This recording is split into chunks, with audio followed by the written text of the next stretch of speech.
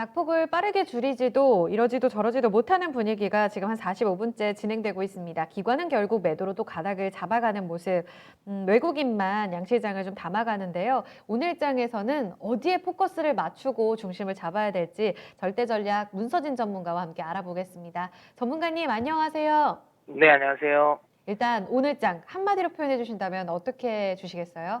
네, 뭐 긁어부스럼이라고 드리도록 하겠습니다. 이 별일 아닌 일을 괜히 걱정을 키운다, 뭐 이런 뜻이잖아요. 네, 별일 아닌 일은 시장 추세인 건가? 라는 생각도 들고, 이 말씀에 대한 해석부터 먼저 들어봐야 될 것 같고요. 시장에서 봐야 될 체크 포인트들은 또 어떤 게 있을까요? 네, 뭐 일단 제가 이제 긁어부스럼이라고 했던 건 두 가지를 보고 제가 이야기한 건데요. 뭐 하나는 이제 테슬라 배터리 데이에 이제 보고 이야기한 겁니다. 그러니까 이럴 거면 뭐 굳이 배터리 데이를 앞서서 기대감을 키울 필요가 있었나라는 생각을 하거든요. 예, 그 부분. 그러니까 오늘 기술주들의 뭐 급락의 또 주요 원인 중에 하나가 또 테슬라의 영향을 또 받았기 때문에 뭐 또 그런 부분이라고 보고요. 그다음에 오늘 이제 제가 이거를 핵심적으로 쓴 건 파월 의장에게 제가 하는 이야기이기도 합니다.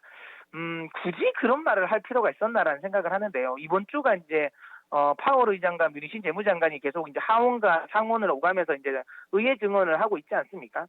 연일 이제 파월 의장은 계속 이야기를 하고 있습니다. 그 연준은 이 경기 이 아직까지 쓸 카드가 있다. 그다음에 유동성과 관련된 부분을 계속 유지는 하겠다. 다만 추가적으로 더 쓰는 거는 시장을 상황을 지켜보겠고, 그다음에 가장 중요한 건 그거죠. 그러니까 이제 지금은 연준이 할 때가 아니라 이제 정부가 할 때다. 이제 재정 정책에 대한 이게 재정 정책이 좀 필요할 때다라고 이야기를 하면서 계속 이제 연준의 그러니까 소위 말하는 입지를 계속 좀 일부러 좁히고 있는 것 같아요.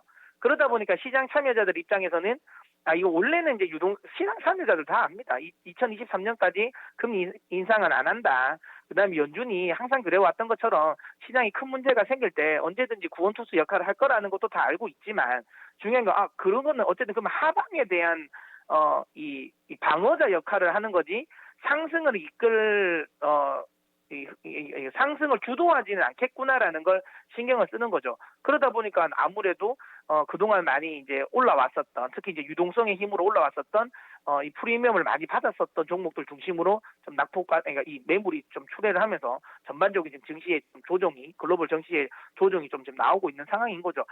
오늘 또 파월 의장 같은 경우는 또 그런 이야기를 했어요. 뭐 연준은 금융시장의 안정을 도모하지 않겠다는 이야기했습니다. 굳이 그 말을 왜 했는지 모르겠습니다. 예, 그러니까 파월 의장의 저는 마음은 이해할 것 같습니다. 그러니까 연준은 지금 할 거 다 했고 아직 카드가 남아 있긴 하지만, 이 상황에서 너 의회가 지금 이렇게 싸울 거냐, 빨리 재정 정책을 좀 써라. 거기에 대한 경고이죠. 예, 거기에 대한 경고고, 그게 이제 결국은 이제 시장에 대해 이야기하는 겁니다. 그러니까 좀 너희가 좀 흔들어봐. 너희가 좀 흔들어보고 결국에 의회에 좀 압박을 해. 이런 느낌인 것 같습니다. 굳이 안 해도 될 말을 한 것 같긴 한데, 근데 파월 의장 입장에서는 그게 굳이 꼭 할 말이었을 수도 있다는 생각은 드네요.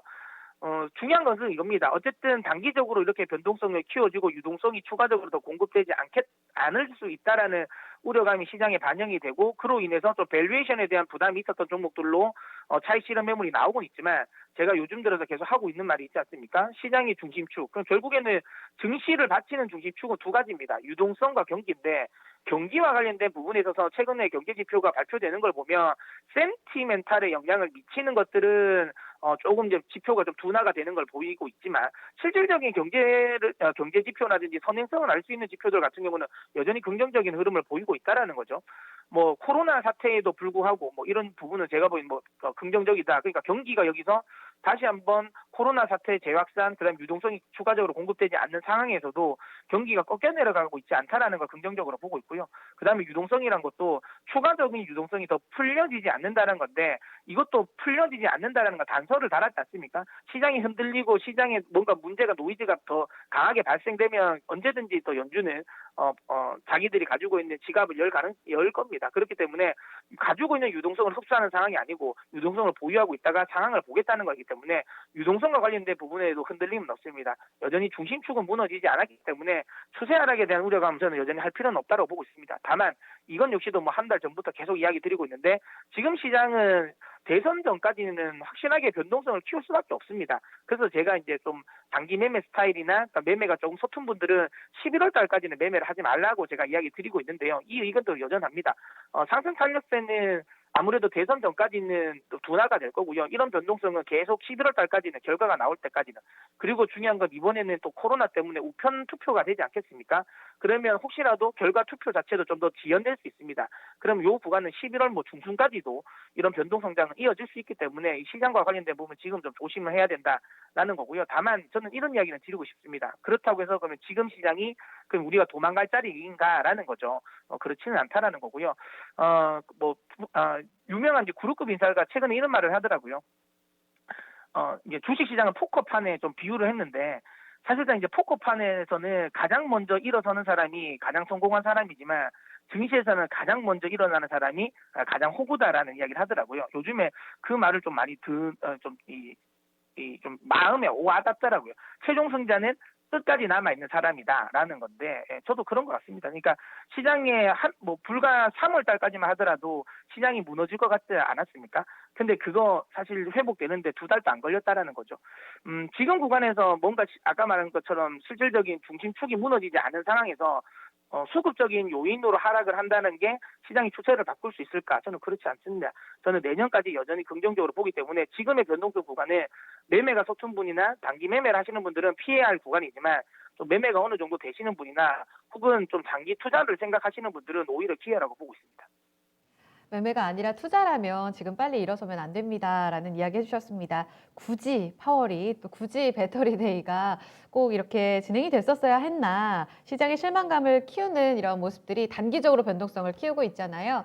그러면요 전문가님 매매와 투자에 있어서 일단 지금 시장을 봤을 때 변동성이 단기적으로 커지는 건 맞는데 주식 비중과 현금 비중을 한 어느 정도로 가져가야 될지 그리고 그 안에서 전략을 조금 더 구체적으로 주신다면 종목 합중은 어떻게 해야 될지 한 번 더 들어볼게요.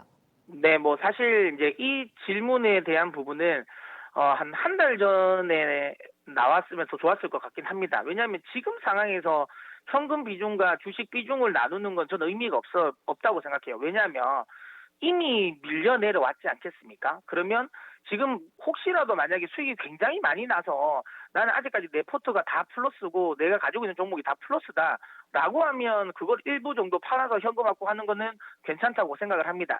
근데 지금 많은 개인 투자자분들이 그런 분들이 얼마나 많을지는 의문이고요.